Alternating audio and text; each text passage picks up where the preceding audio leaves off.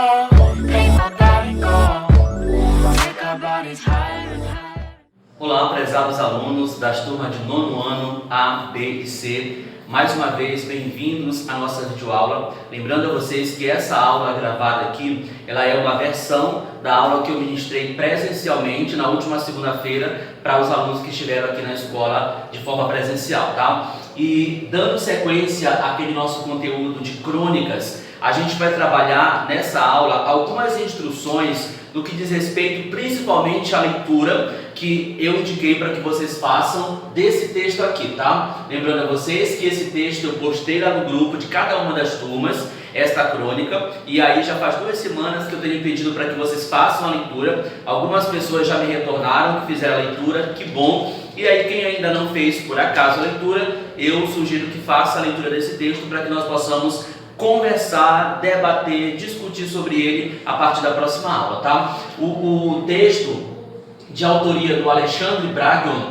é esse aqui, olha, o título 80 tiros de fuzil mataram a poesia. Essa é uma crônica bastante atual, ela é meio dramática, como eu até expliquei na aula, muito embora ela seja necessária, porque ela faz referência a um fato que infelizmente é um fato que é muito comum na nossa sociedade brasileira, que diz respeito à violência urbana.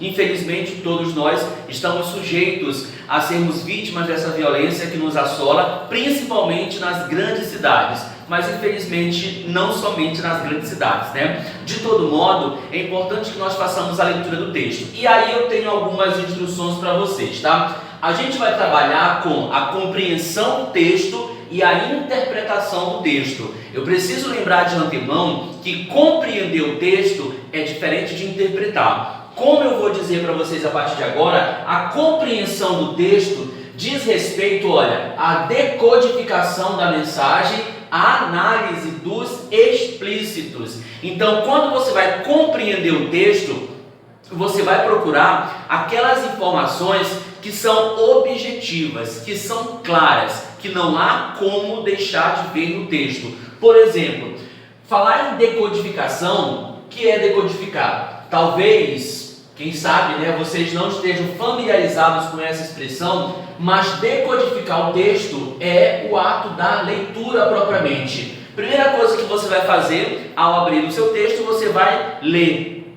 Nesse processo de leitura, pode ser que, olha, vocês encontrem palavras que não conheçam, ou palavras que vocês conheçam aproximadamente o significado, ou palavras parecidas com outras palavras. Então, nesse processo de decodificação, vocês vão reconhecer o texto, tá? Então, decodificar inicia propriamente com a leitura do texto, e é claro que nessa primeira leitura, muitas vezes a gente acaba não entendendo a mensagem. Não tem problema, porque a compreensão da mensagem ela é muito mais apropriada para o momento de interpretação. Então, a compreensão ela vem antes da interpretação. Então, a primeira coisa que tu vais fazer é decodificar a mensagem, ou seja, você vai ler, você vai fazer o processo de leitura. Depois, você vai para a análise dos explícitos, lembrando a vocês que explícito é aquilo que está claro, aquilo que é visível, e aí não tem como deixar de notar. Por exemplo, o autor do texto é claro, ou seja, não tem como não saber, porque logo abaixo do título do texto aparece o nome dele. Então isso é explícito. Todos vocês que lerão o texto vão encontrar essa mesma informação, porque ela está explícita, ela está clara para todo mundo. Então, o autor do texto, a fonte. Que fonte é essa? O veículo de comunicação que publicou esse texto. Muitas vezes, lá no texto, aparece de onde é que foi extraído. Nesse caso específico dessa crônica, foi um site, tá, chamado Diário do Engenho, que é lá de São Paulo, e inclusive eu coloquei lá, bem abaixo do nome do autor, a referência de onde esse texto foi extraído.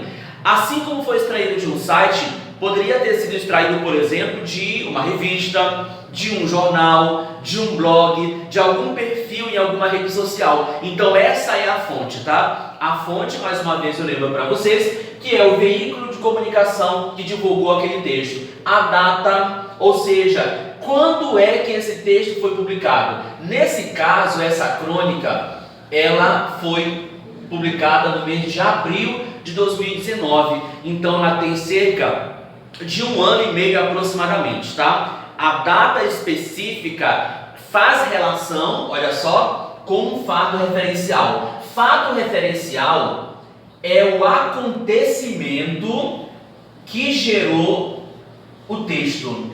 Quer dizer, para que esse escritor, Alexandre Braga, pudesse ter feito esse texto, essa crônica, foi necessário que alguma coisa tivesse ocorrido.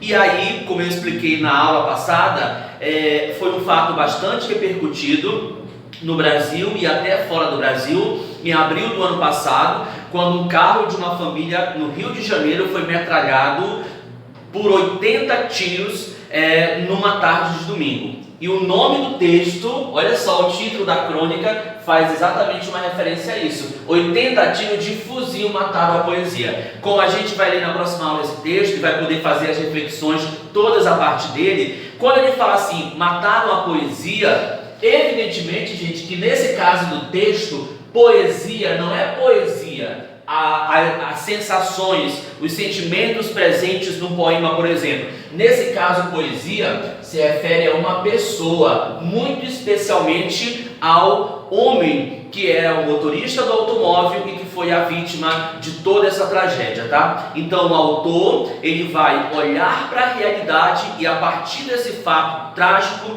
ele vai produzir o seu texto que ele vai refletir a partir desse acontecimento, tá? Lembrando a vocês mais uma vez que eu falei na aula passada, tanto na aula virtual para quem não veio à escola, como na aula presencial, que a principal intenção de um cronista ao escrever uma crônica é fazer reflexões sobre determinados acontecimentos da vida real.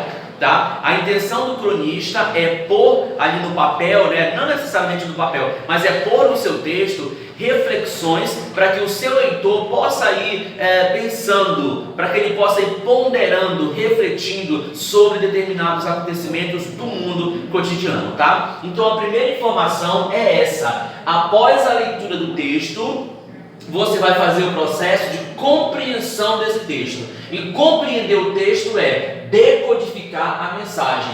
Você vai ler. Qualquer pessoa que seja alfabetizada, que tenha o conhecimento da língua portuguesa, vai fazer esse processo de decodificação. Isto é, fazendo a relação entre as palavras para construir um sentido. Depois, você vai fazer análise dos explícitos, e conforme eu disse, o explícito, ou melhor, os explícitos no texto, são as informações claras que todo mundo vê. O nome do autor, a fonte, a data, o fato referencial e, por fim, a linguagem, tá? Eu já conversei com vocês que em uma crônica nós temos 2 tipos de linguagem basicamente. A linguagem chamada de jornalística. Por que jornalística? Porque aquela linguagem, olha, anota bem aqui assim, que usa a denotação. Vamos lembrar? Denotação é quando as palavras elas são usadas no sentido concreto, real, no sentido objetivo, que é o oposto, ou não é nem o oposto, é diferente da conotação.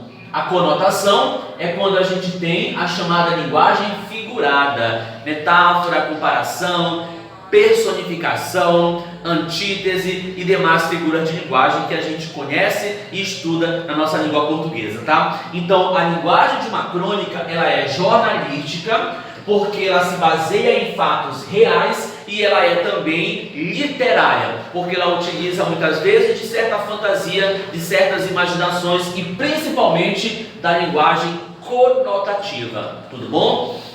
Primeiro passo, portanto, é esse: você fazer a compreensão do texto. Depois que você fez a compreensão da sua crônica, você vai fazer a interpretação. É nesse processo de interpretação que reside o sentido propriamente falando do texto. Aí a gente pergunta assim: qual foi ou quais foram as conclusões às quais você que leu o texto chegou? Tá? Ou seja, você lê o texto e qual é a mensagem que você tira dele? Quais são as informações? Qual é o sentido que você atribui a esse texto? tá bom? E é a partir desse processo que você faz a leitura propriamente falando mais plena, mais aprofundada. Então, quando você vai interpretar, você vai atribuir sentido ao texto. Só que eu preciso lembrar para vocês assim, que quando a gente vai atribuir sentido ao texto, a gente precisa muito levar em consideração os nossos conhecimentos de mundo, a nossa chamada bagagem cultural, porque para a gente fazer relação entre as ideias do texto, a gente precisa ter um pouco a visão mais ampliada, ou seja, a gente precisa entender de atualidade, a gente precisa entender um pouquinho sobre cultura, sobre arte, dependendo, claro, muito do texto. Nesse caso aqui, gente, olha só, para que o leitor possa fazer uma compreensão e uma interpretação um pouco mais aprofundada desse texto, precisa, sobretudo, ter o conhecimento da realidade, especialmente brasileira, ter o conhecimento de atualidades, tá? Porque é justamente na atualidade que residem esses fatos sobre os quais os cronistas eles vão falar muito bem. Então, a interpretação é quando você vai atribuir sentido ao texto. Depois que você atribui sentido ao texto, tudo fica muito mais claro. E o processo de interpretação, lembrando mais uma vez, ele é subjetivo, ou seja, ele é particular. Veja só, enquanto a compreensão do texto, vamos colocar aqui, olha, é algo objetivo, compreensão é objetiva, porque tudo está claro, a interpretação já é algo mais subjetivo. Por quê? Porque ela vai precisar, para você interpretar melhor um texto, você vai precisar, olha, do teu conhecimento de mundo. E esse conhecimento de mundo, ele é dado de que forma? Por meio das leituras que você faz, das músicas que você ouve, daquilo que você assiste, né? Séries, filmes, documentários, das viagens que você faz. Ou seja, o teu estilo de vida, aquilo que tu consomes enquanto arte e cultura, vai dar o conhecimento de mundo. É por isso que assim, se um indivíduo lê pouco ou não lê nada, assiste pouco filme, série, documentário ou não assiste nada, é bem provável que esse indivíduo tenha um conhecimento de um mundo extremamente restrito, e isso pode comprometer, prejudicar essa pessoa em qualquer processo de compreensão e de interpretação de qualquer texto, tá bom? Então é o contrário. Se o indivíduo lê bastante, ou lê o necessário, lê aquilo que está ao seu alcance, provavelmente ele vai ter um conhecimento de mundo um pouco mais ampliado. Então, a interpretação é subjetiva porque ela vai precisar do teu conhecimento de mundo. E aí, você vai construir as suas opiniões pessoais, particulares. Tudo bom? Então, o processo de interpretação está muito relacionado com o teu conhecimento de mundo, com as tuas opiniões pessoais. Então, para fecharmos, eu quero que vocês façam a leitura desse texto e a partir da leitura dessa crônica, vocês tentem fazer esse processo de compreensão, que é aquilo que está explícito no texto. Caso vocês busquem alguma informação sobre o texto e não encontrem, podem entrar em contato comigo que eu estarei à disposição para esclarecer e para ajudar nesse processo. Depois é contigo, tá? O processo de interpretação.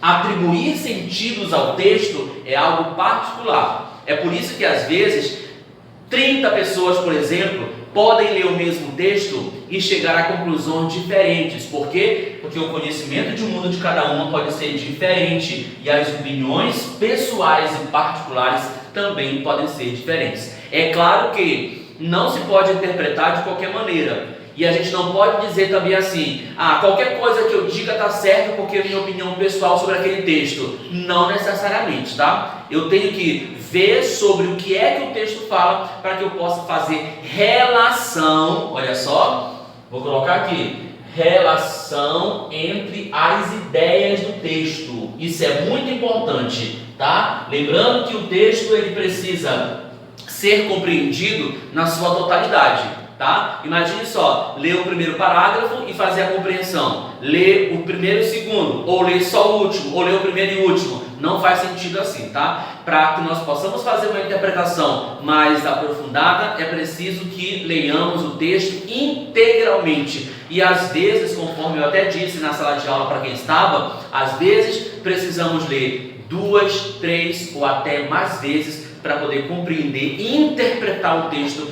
com muito mais aprofundamento, tá bom? Desejo a todos vocês uma boa semana. Qualquer dúvida, eu estarei novamente à disposição. Muito obrigado pela atenção. Aqui o professor Alan Farias, mais uma aula de redação para os 9º anos do ensino fundamental. Até a próxima!